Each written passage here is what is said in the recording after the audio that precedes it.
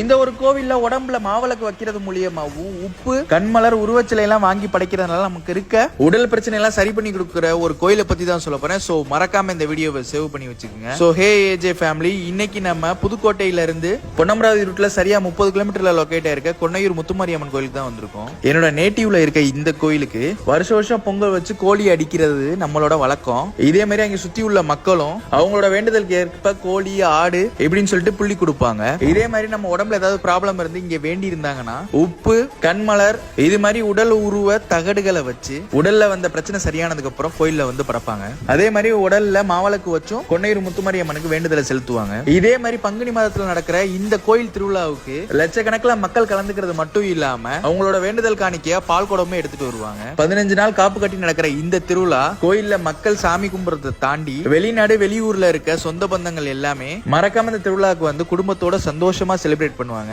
So நம்ம AJ family, நீங்க கொன்னையூர் கோயிலுக்கு வந்திருக்கீங்களா இல்லையாங்கிறத கமெண்ட்ல சொல்லிட்டு போங்க. டாடா பாய்.